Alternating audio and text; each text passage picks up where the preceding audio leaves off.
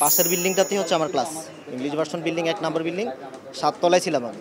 Even ছুটির সময় আমি জানালার সামনে এসে দাঁড়িয়েছি, সো এক ফলকে হঠাৎ করে দেখি যে একটা বিমান সোজা উপর থেকে এসে নিচের দিকে পড়ে গেল, সাথে সাথে ব্রাশ ফায়ার।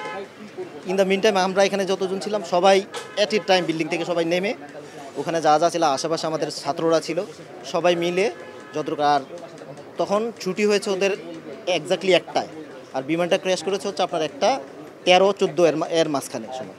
তো এর মাঝখানে বাচ্চারা সাধারণত ছুটির 5 মিনিট আগে ব্যাগ গুছিয়ে রাখে, লাস্ট পিরিয়ডে 5 মিনিট আগেই ব্যাগ গুছিয়ে রাখে টেন্ডেন্সি থাকে, কখন ওরা বের হবে, বাসায় যাবে বা মাঠে একটু খেলাধুলা করবে। তো 5 মিনিটের মধ্যেই দেখা যায় যে ব্যাগ গুছিয়ে ছুটির সাথে সাথেই ওরা ম্যাক্সিমামই বের হয়ে গেছে। ম্যাক্সিমাম বলতে মিনিমাম 50-60% কিন্তু ক্লাস থেকে সাথে সাথে বের হয়ে যায়।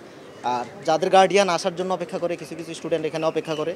তো ওখানে যে টিচাররা ছিল, আমরা মোটামুটি খোঁজখবর রেখে জানতে পারছি যে পাশের যে 2টা রুম ছিল, বিমানটা যেখানে ক্র্যাশ করেছে ঠিক ফ্রন্টের যে 2টা রুম, বেসিক্যালি ওই 2টা রুমই বেশি জল ছাই গেছে, আগুনে পড়েছে। তো ওই 2টা রুমেই স্টুডেন্ট ম্যাক্সিমামই বের হয়ে গেছে। যে 2-3 জন স্টুডেন্ট নাকি ছিল ওই পাশের কোনো ম্যাডাম, ওনার নাম হচ্ছে পূর্ণিমা ম্যাডাম।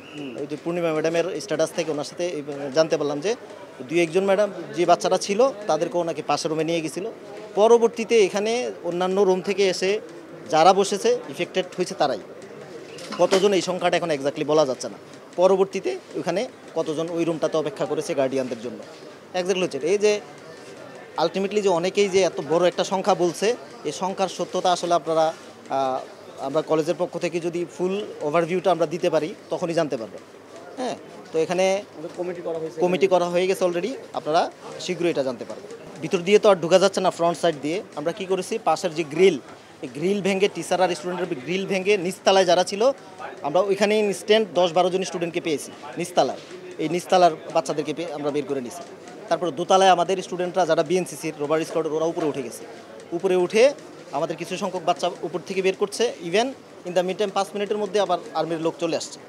ওরা বাইরে ছিল, ওরা এসে ওরাও একদম ফুল ফোর্সে লেগে গেছে যতটুকু বের করার। তখন আমরা গ্রিল ভেঙে, আবার পিছন সাইডে একটা গেট আছে ক্যান্টিনের পাশে দিয়ে, ওই পাশে আপনার গেট আছে, ওই পাশে ভেঙে ম্যাক্সিমাম যারা মোটামুটি জীবিত ছিল বা আপনার আতঙ্কিত ছিল, সুস্থ ছিল, তাদেরকে আমরা বের করতে পারছি।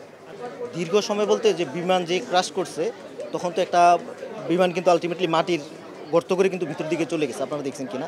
ইভেন এখানে এই বিমান ক্র্যাশের এরিয়াটা এটা আগুনের ছাই হয়ে গেছে। তো এটার জন্য ওরা যে স্বাভাবিকভাবে যতটুকু আস্তে ধীরে করা যায়, বাচ্চাদেরকে বা কোনো লাশ বা কোনো থাকলে যেভাবে বের করা, যে জন্যই স্লোলি মানে উদ্ধার তৎপরতা শুরুটা ছিল ফার্স্ট যারা জীবিত ছিল, পরের কার্যক্রমটা আস্তে ধীরে করেছে যেন কোনো ক্ষতিগ্রস্ত বা যে কোনো কিছু ইজিলি যেন বের করতে পারে। কারণ পোড়া লাশগুলো যদিও থাকে, কারণ স্বাভাবিকভাবে কিন্তু বের করতে পারে নাই, একদম পুরো ছাই হয়ে গেছে। একটা টান দিলে আর একটা ছুটে যায়, মানে এরকম একটা বিধ্বস্ত অবস্থা আপনারা দেখেছেন হয়তো কিছু। এটার জন্য আমরা আসলে ট্রমাটাইজ, আমরা শিক্ষকরা কিন্তু আসলে ইনস্ট্যান্ট আমরা যারা ছিলাম, মানে এটা বলার মতো আপনাদেরকে যে বলবো ভেঙে, এই পরিস্থিতিটা আসলে নাই, বুঝতে পারছেন। আমরা পুরো ট্রমাটাইজ, স্বাভাবিকভাবে আমরা স্বাভাবিক ঘুমাতে পারছি না।